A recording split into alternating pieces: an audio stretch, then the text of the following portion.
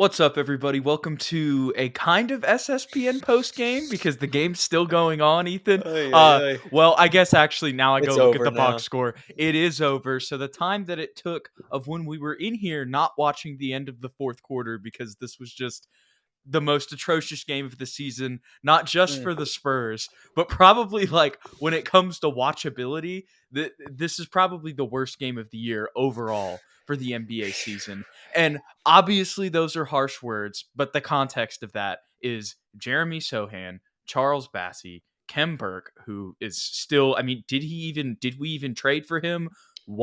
Is his picture just up there? Are they just telling us this? Is he really a San Antonio Spur because he's been out every game since we've traded him? Zach Collins, Devin Vassell, and Keldon Johnson. I believe I said Sohan too, but I mean, when you Mhm. think about the way Zach Collins has been playing, the way Jeremy Sohan has been playing, the way Devin and Keldon just played against the Hawks game that you were at, which we're going to dive into in this episode because there's not much to say about the Pelicans Spurs game tonight. When you consider Zach, Sohan, I mean, those are just by far since the trade deadline with the way Zach's been playing. I mean, those are our four leading scorers, our four best players as of late. And when you take those guys off the team tonight against a Pelicans team that is still competing for the playoffs, with just being like 2 games behind the 6th seed, the West is crazy right now.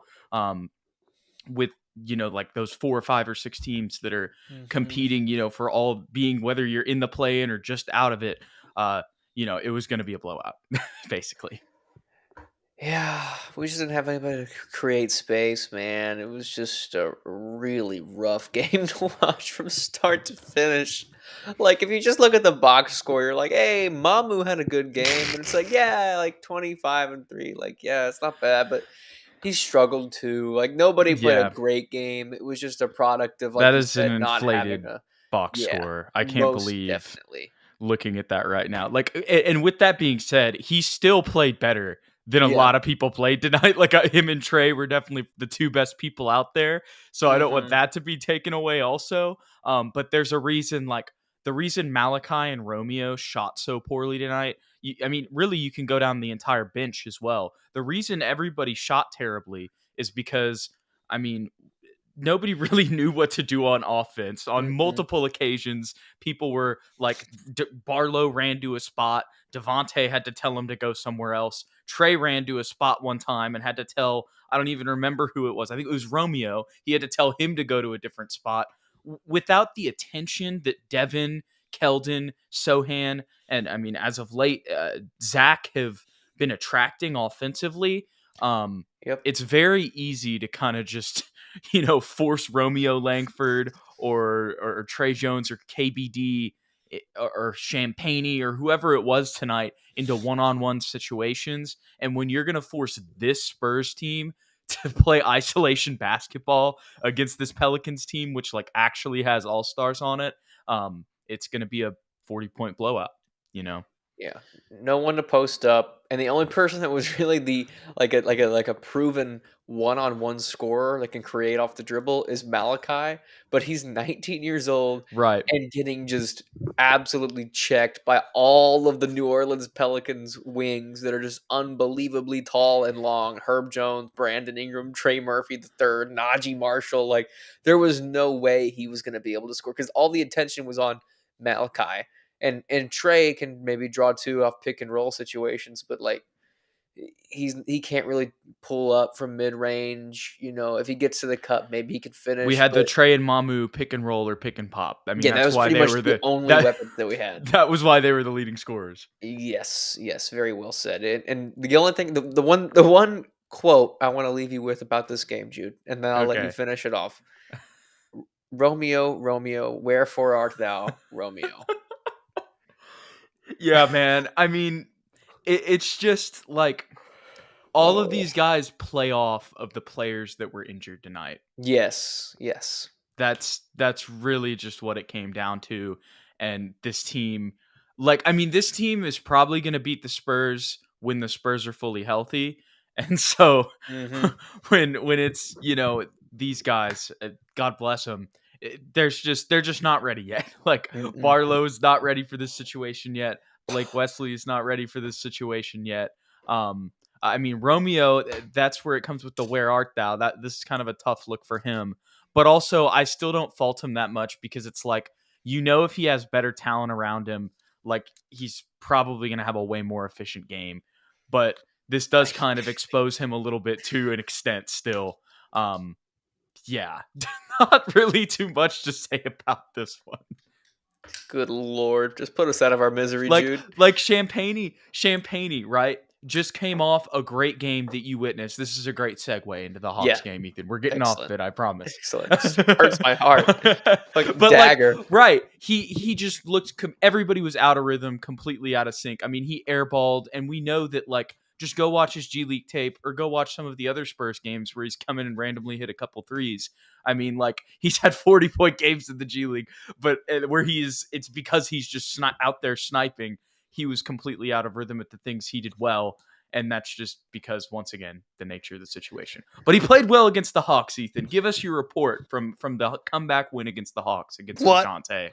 What a game, Jude. I think it might be the best game that I've ever been to in Really? person. Like, I know I'm sure I've been to games that are more competitive back when we were like Uh-huh. in playoff contention, down to the wire, last shot to win the game. Those have their merits, but this one Right. to be down 24 at halftime to the DeJounte Murray-led Atlanta Hawks. And for the this, Memphis game. and yes, that one as well, coming off of a really bad where we let another team come back from a blowout and beat us up. Basically do the same thing. Right. Basically do the same thing to us. And then at halftime to be down that much, DeJounte's playing really well. The atmosphere in the arena was down. Guys just weren't executing well. Defensively, we were getting lost on pick and rolls, letting Clint Capella get easy putbacks. There's not a lot of aggressiveness. And then that third quarter. Oh, let me give you this one. Let me tell you a story, Jude. Please. Halftime. We're all sitting there. It's kind of, a bad mood for the entire arena. Mm-hmm. The first person to come out of the tunnel is Devin Vassell. I believe he had 10 at halftime. And he really wasn't being fed that much. His 10 came off of, playing off the ball, catching the ball in the corner, not really being a primary ball handler. Anyway, Right. He shot from one spot before the second half started. And it was the left wing. Is this in warm-ups? In warm-ups going into the second half. He was the only player on the court. He shot like 5 to 10 threes from the left wing on the visitors bench side of the court. And then everyone else came out and he like high-fived everybody. First possession, he got the ball right effing there and he drained it. And I think he hit like 2 more from that I know spot. exactly what you're talking about because I went and watched his highlights specifically because he was going nuts. So he caught fire. I think he was 9 for 10 at one point. 5 for 8 from 3 overall. 5 for 8 for 3. And he was hitting crazy threes. They weren't just like, pull wide up open. And fast breaks. Pull up and fast break, coming off of a Keldon handoff into the corner. No, I'm you're stealing good. Your shine. You can do that as much as you want. This is a 2-man job. This is not pause. This is a 2-man job. But you were there, Ethan. I was there in person. I felt it. And I'm on YouTube. All of a sudden, we had stolen the momentum from them, led by Devin Vassell.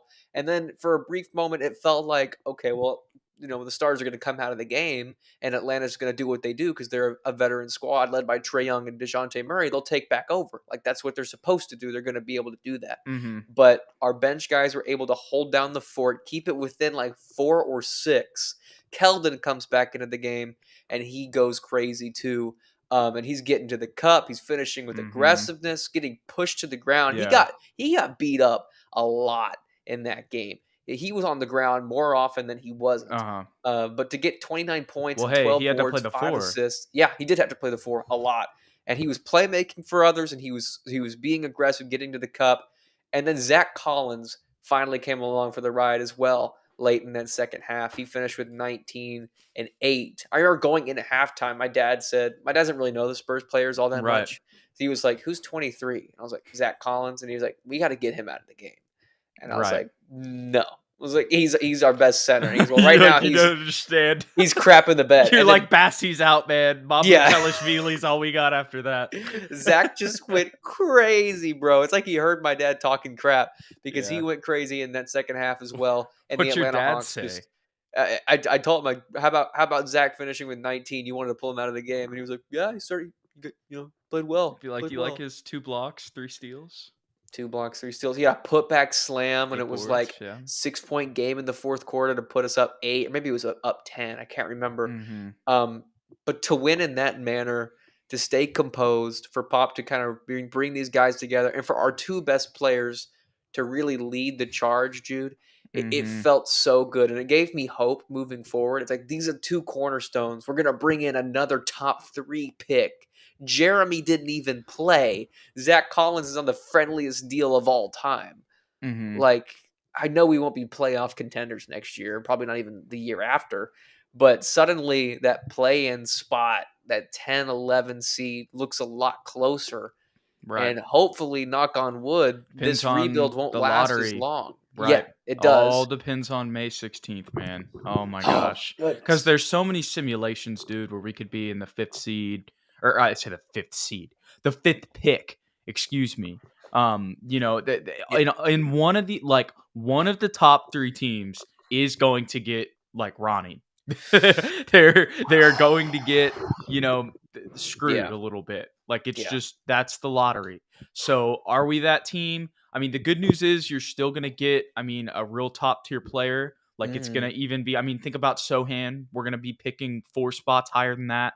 I Yeah. mean, even worse, or even worst case scenario, if we drop to like 7, I mean, that's real nightmare. I will lie. Like, I ideally, my like, okay, I'm not like that mad. Worst case scenario is number 5, because it's like we have like a big percentage of that, and it's still a top 5 player. Mhm. But really, with the way this season's gone, you want to shoot. I'm hoping for a top 3 at least if we don't get number 1. But I mean, you just Mhm. can't. The odds are so low that's a whole nother tangent. But It'll be a crazy day for sure. We might do a live that day if we can, I we think, should. right? I think we should do a reaction, or maybe we can even do like a watch along or something like that. Um, If we and get just top 2, I think I might cry. I think I honestly might cry on air. on air, because that would be a Yes, game changer. Because we need Ethan's tears, not because I want him to be like embarrassed or anything, but yeah, yeah, because I want him to cry tears of joy. it hasn't happened in years, but just Oh no. I'm just joking. I'm just joking. But but uh, but going back to what we're kind of sort of right. talking about is adding this top 3 pick to this team, potentially top 3, maybe top 5, whatever. Adding a top pick to this team. I know they're still very young and there's still a lot of room to grow. Hmm. But this Atlanta game, and there's been a couple games this year where we've had a relatively healthy team. Like, Sohan was really the only guy against Atlanta that we didn't have available, and he's a Uh-huh. big part of our team, both sides of the ball. Um, and we're able to pull out a Right. win like this in this way against a team that was supposed to be like a playoff, Well, top they're in the 6. play-in. They're in the Right. play-in right now. I think they're 8th or ninth, but they were supposed to be, like, adding the DJ to this team, like, top 6. Like, you would have They thought. there are people on Um, this team that have played in the Eastern Conference Finals. I know that's a while away and yeah, it feels like it, but like that was still Trey Young, Clint Capella, John Collins, or was Capella there back then? yeah, he was. He was. Yeah, exactly. So still, as much as they've kind of fell off a little bit, still a lot of that team with DeJounte. A technically all-star backcourt, and then a lot of names that are solid NBA players. So, not one that we were expected to win. So for us to make a 24-point comeback, it shows the mental strength and the fortitude that we have. And Popovich, his system still works. Yeah, for sure. Adrian kind of puts into perspective what I was talking about just a second ago. 48% is crazy high odds for a pick outside the top 4. Like, would you consider that with the record? That's just Mm, nuts. But that's the lottery. It just is what it is. I mean, you can dislike yeah, it, but that's still, I mean, that's how the NBA does it. So it's just, it's different than the NFL or, the MLB or however. I want to say the MLB does it by like worst team, right? I have no idea. I don't watch I don't. baseball. I haven't watched baseball either, but I'm pretty sure they do. I'm bracing myself. I'll cope with the Spurs being able to make the worst of whatever, or the most of whatever we get. Yeah, right. That's the thing that you got to feel good about, especially with what we did with Sohan. That's kind of what I was alluding to earlier. Hmm. But once again, that's just the nature of the lottery. But going back to this Hawks game, Ethan, there were 2 things I wanted to ask about you just once again because you were there. Uh, I saw that Keldon had 5 assists. What did you like notice his playmaking during the game, or is that just something that you kind of noticed on the box score? It was evident in the sense that he had the ball a lot. So Pop was giving him that mantle of being like, okay, we're 24 points down. Here's the ball. Pick and roll. Do with it what you think is right. So he was able to make a lot of right decisions, a lot of good decisions. We talk about that handoff to Devin in the corner when he was hot, letting him, Mm-hmm. cook when he was on fire. Um, I, I don't necessarily know if I noticed his playmaking live, but you could see correct decision making. Okay. Um, Yeah. yeah. I guess another question I was thinking about, like after I asked this, was it because he was at the 4? Like, did they run anything out of the post? Because as we've been talking about how we've been running a lot of stuff out of Zach and Jeremy out of the hmm post, which has opened things up. Was it? Do you think it had anything to do with that, or if it I was more just making the right decision still? In the first half when we were down, I feel like he got the ball in the post more, to be honest. And Okay, then in that second half, we went on that run. It was really he or Devin in high pick and roll situations I gotcha. making the best out of those scenarios. Yeah, yeah. So just you would probably say it's more from just the nature of having the ball a lot during that game. Both guys, both had Yeah, yeah. 29. How many assists did Devin have? I don't He actually only know. had 3. 3. Yeah, Yeah. well, he was just firing, and honestly, And more power to him. that was my next question that I was going to ask you. You know, you can tell Devin's got the Kobe influence from the knee sleeve to wearing 24 to wearing Kobe's and hmm saying Kobe's favorite is his favorite player in interviews and stuff. This was obviously, I'm not saying he's Kobe.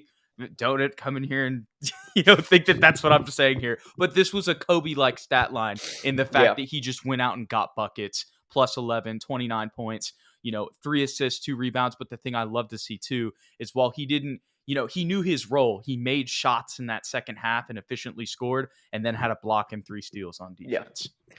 Speaking of defense, I want to give a quick shout out to Trey and Malachi, who I didn't even notice that Trey Young only had 9 points. Yeah. Wow. Neither did I. Like, And I'm what? Yeah, got the box score up just a second ago. watching the game live, I mean, my dad was like, "The little guy's having a rough one," because we've seen Trey Young play before. I love your dad's comments. The little guy, Trey, the first game that we saw him had like 36 or something. Like he Uh-huh. went crazy. So my dad was like, "Oh, I remember him. He caught fire last time I Uh-huh. saw him, and he only had 9." And you can say that maybe he didn't just have like the best game person, like 4 for 15. But I felt like Trey and Malachi really are doing a great job running, getting over screens, staying with him, staying on his shoulder, because they were both quick enough and I guess small enough to stay with him, but not as small as Trey, where they could still contest his jump shot and make life difficult Mhm. for him. It was really DJ that was kind of leading the charge for Atlanta early. But even he finished 10 for 25. He got cold in that second half. So shout out to those two guys who are really doing a great job defending. Yeah, love to see that. Love to see that for sure. And love to see that, what they can do when they're surrounded by talent, Yeah. unlike tonight. Jesus. It's funny, we were talking so much about it. It's like this is technically the Pelicans post game. But our man Adrian says in the comments, I don't know if you guys covered it. Did you guys know what happened with Sohan during the Memphis game? Something happened after a foul and he didn't speak to anyone. He just walked to the tunnel. Hmm. Yeah, that was an injury, I'm pretty sure. I saw Matthew Tinnon tweeting about that. And it was just like, haven't seen him on the sideline, not sure what happened. And then it was just, that's why he was out tonight. He just ended up getting injured and went to the bench because he was there in New Orleans tonight. I saw his hair. Yeah, he was at So the Atlanta game there's too. not like any beef or anything, No. for sure. But I know at first when that happened, like Matthew Tinnon was tweeting, he was like, "This is really weird. I don't know where Sohan went." So I got why you kind of other people you weren't alone and kind of like is something fishy there. Apparently, something has been lingering with his knee a little bit. So it's probably just like Mm, he felt something a little bit worse than normal and was like, all right, bye. I'm going. Like, I'm going to go yeah. get this checked out real quick. And think about Jeremy's personality too. Like that's just like Yeah. that's the type of random stuff that he would do. It's just his Yeah. quirks. Speaking of that, he was at the UFC Fight Night in London Was he really? way back in I think this was like sometime last year is the point, And I think that was during like the Euro trials, and that's coming to San Antonio this weekend. And Mm. I will be watching. It's a big fight, and I'm hoping that I can see the Spurs cage side because homeboy Jeremy was there last time. He's got to bring Keldon in the gang. I think Keldon likes fighting, so that would Mm-hmm. make sense that the two of them would. He's a wild Mustang. He likes to Hmm. get down. He likes to get down. No, hey, bring Zach. Zach's got to be Paige Oh, side.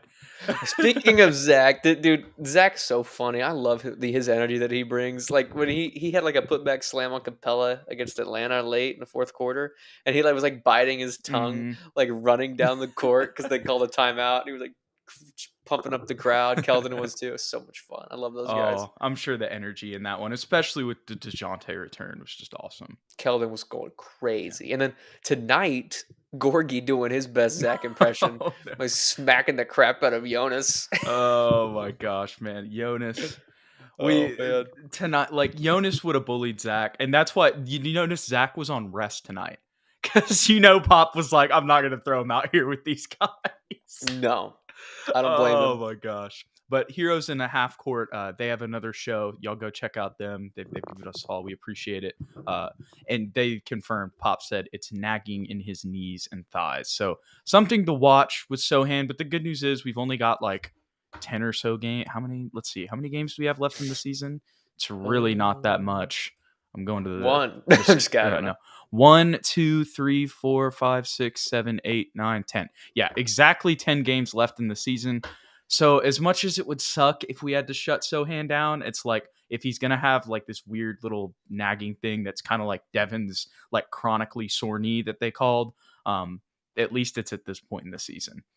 We're really kind of everything's inconsequential. And Sohan's probably going to win us more games if he's healthy, if we're being honest. So in this last stretch where we're kind of, trying to get those odds as high as possible, even though they're unforgiving and they may not, bless us in the way that we think. We're still going to probably try to fight for them, which is why, like you saw the injury report you did tonight. Lose. Even though I would rather not be as painful as it was tonight, but lose. Please. Dude, Pop's making it so obvious too. I texted you the way he's like. He They were didn't on like even a care 20. tonight, bro. He wasn't even mad. Like there were times where he would try to get mad and he couldn't even get mad because he just knew. We were down like 20.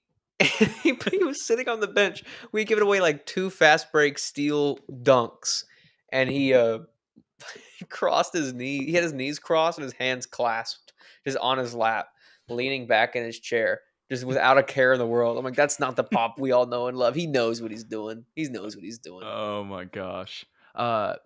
So Josh Lope 16 asked, "What do y'all think of DJ's response to the 15 years thing?"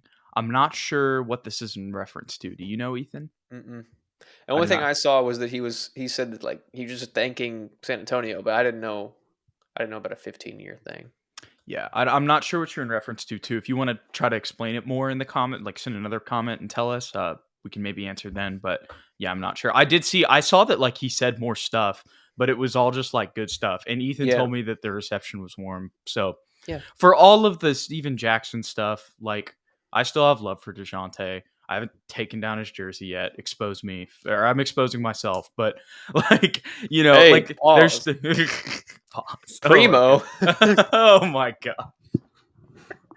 Oh Lord. Oh my gosh, man. But like I still have love in my heart for DeJounte. You know what I mean? When did he say this? Okay, so he said it'd take 15 years to rebuild. Oh, the tweet thing. that was a while back. That was an Instagram response. Oh, Yeah. I mean, yeah, I remember seeing all that stuff way back in last summer. I mean, he's just DeJounte and he's emotional and he's from, he's had a lot of stuff go down in his life. So it's like, that's just kind of his response to a lot of stuff. Like if you've followed DeJounte on social media since he's been a Spur, which I have, like he has always been like that. Like even to Spurs fans, when he was on the Spurs and there was no chance we were ever going to trade him, like he would be responding to people and be like, "You a bum, dog. Why don't you see me in real life?" Or something. Like it was just, that was always DeJounte. So I didn't take that too personally. I think what he like actually says in public, like there's definitely truth to the stuff that he said on Steven Jackson's show because he was being genuine. But like at the same time, like when he's he has gratitude for the Spurs. He has a lot of love in his heart for the Spurs. I think he may have backpedaled it a little bit before the game. I think that's what he said. Yes, so he's saying they asked him about it before the recent game. So dang, I that's I think that's he a tough backpedaled it a question. little bit. I think he backpedaled He it a little probably bit, did. Yeah, and because he was yeah, emotional on social media. he's probably been a little bit humbled too because of this Atlanta situation. Like I said earlier, like it was supposed to be Atlanta's a shoe-in for playoffs, like top 6 seed in the Yeah, East, right. Like we were and talking about Eastern Conference Finals, high expectations. yeah, all-star backcourt, but they're struggling to stay in that play-in spot. So like, it's been a Yeah, tough year for him for yeah. sure. And you have a coach fired. It'll be interesting to see how things play out with Quinn. But that's just a weird thing. Like, I'm not even saying this because like the Spurs were supposed to get Quinn or whatever. But like, it's just kind of a weird thing to like throw Quinn Snyder in mid-season. Not saying it's the wrong decision. I'm just saying like it's tough for them to deal with. Like it's a very unique situation that doesn't happen that often. Like it's late in the season too. Yeah, It's like I thought almost so too. almost after the All-Star break. Like that's just a tough adjustment. Like I would expect, the real Quinn Snyder Hawks we will see next season. Agreed. But Josh says that he basically dodged the question, which that's probably what you would do and what we would do if we were DJ in that situation. Yeah, for sure. Adrian says he also made a response recently where he alluded to him saying that his emotions got the best of him. It wasn't direct though. So like we were saying, being emotional on social media. Anyways, enough DeJounte talk. I saw another comment from M-Easy earlier, and he was talking about Sandro and how we should re-sign him. I completely agree. Love what I'm seeing from Mamu. And then another question I saw was from our man T-Force, and he says, what do you guys think our win total will be this year and next year? So this is a good question. The one thing that I want to say is Mike Jimenez, the man for ESPN San Antonio, he's talking all that mess. I think we're going to get more than, I don't want to jinx it, but I really think we're going to get at least one more, Ethan. I think we're going to beat his 19-win prediction because that's what he said before the year. But he's just been so disrespectful to Sohan, man. I think we get at least one, maybe two more. But to be honest, let me look at who we're playing first because I actually don't even know. I got that pulled up. So Milwaukee, L. Yeah, L. Washington, depends on who plays for the Spurs. Boston, L. Utah, we've already on who plays. Yeah, we've beat them a couple times. But maybe not because we beat them a couple times and they're due to give us a win. Golden State, L. There's a lot of tough teams here. I'm not gonna lie. Sacramento, Phoenix, Portland, Minnesota, and Dallas. So probably Washington and Utah. Maybe Phoenix, because they're talking about shutting down, or not Phoenix, Portland. Maybe Portland, because they're talking about shutting down Dame. Interesting there too. I'm actually going to that game because it's in Austin, and because UT and the new Moody Center, they have a lot of partnerships with Dell. My girlfriend works at Dell. Shout out to Jude's girlfriend. Discount tickets, baby. And I'm excited. They're good tickets too. I'm excited to see what it's like kind of in that brand new facility. It's supposed to be really, really nice. Yeah, that'd be badass for sure. And it's in Austin, which is just unique. Spurs haven't played a game there before, so that'll be cool. Be a lot of college kids. Dude, I'll be the other cool thing about that, I'll have gone to 3 Spurs games in 3 different locations. I'll have gone to the Alamo Dome, the AT&T Center, and then also in Austin. So I'm buying into their content. They need to do something for us, Ethan. That's right. Absolutely. It's the I-35 series. I'm going up and down, and they don't give me anything back. It's only fair. Other than this T-shirt. Which I guess is, I guess that's enough. That actually, this is a pretty dope T-shirt. I can't lie. It's Back to the Future Fiesta themed. I can't even, and it has memories with the Alamo Dome. It did. They gave us 20 years of straight dominance and 5 championships. Right, that's true. They gave me so much in my childhood. But that's only worth so much. Oh my gosh! Right. Our man Swatcho Bros says, if we get at least one fully healthy game a week, I can envision 3 more wins. Maybe we can get that third, one more, 22. I'm down as long as every other team at the bottom gets 3 more wins. Rockets need to get 3 more, and so keep our odds. The Hornets. Right. Adrian also says, are there any bad seats in that facility in Austin? I'm sure there are, but the seats that I have, no. Jude only deals with the elite seats. Yes, no, but I'm gonna have a pretty good seat, so I'm not too worried about that. I'm just interested because it's gonna be like smaller than NBA stadiums. Like Yeah. that's what I'm Intimate. interested. Yeah, exactly. But I want to get as close to them as possible. I want them to hear me. Want them, want them to know that I love them. All right. Yeah. We See need if you to can get a picture with we Doug. need to make the Trailblazers, feel us. Drew's gonna be there. I forgot about Drew.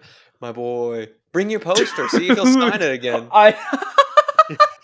2 signatures on the same poster. Hey, one from when you were here and one for when you weren't. That's awesome. You totally should. Oh my gosh. Josh Lopez, shout out to you. Make this official Spurs show or Spurs after show for real. This will be our final question here. We'll wrap it up for Ethan. I know you got to get to work in the morning. But Heroes in a Half Court says Dallas and Minnesota may be resting players for the playoffs if seeding solidifies by then. So that's another interesting thing. And that Minnesota is the other Austin game they're going to play. So they're going to play 2 games up there. So pretty interesting. Should be a fun end to this season, Ethan. And then, we'll be doing full scouting report stuff probably up until the lottery. Yeah. And then we'll have our answer finally. And then we can kind of, get a little bit more of the idea of what the Spurs future looks like. And then we have our big 2-on-2 game against Spurs versus everybody. Oh, yes. The biggest game in Spurs media history. Spurs podcast history. Winner plays Sean and Michelle Beadle. Oh, my God. I'm guarding Sean. What about Bill and Dan Weiss? Did they not get a team? What about Matt Bonner? Somebody has to commentate our game. Oh, that's true. That's true. I've thought this through. You have thought it through. Anyways, we appreciate y'all for hanging out with us tonight after what was an abysmal Spurs game. Hopefully this made up for what that was if you watched it. If you enjoyed tonight's content, don't forget to hit that like button below and subscribe below as well. 2 buttons, hit both of them. And some other buttons you can hit is that follow button on @SSPN on YT on Twitter. You can watch the show there and stay updated with it as well. You can also stay updated with the show if you follow me and Ethan at Jude McLaren at Ethan_Quintero. And once again, we appreciate y'all. Thanks for tuning into SSPN. We'll catch y'all on the next one.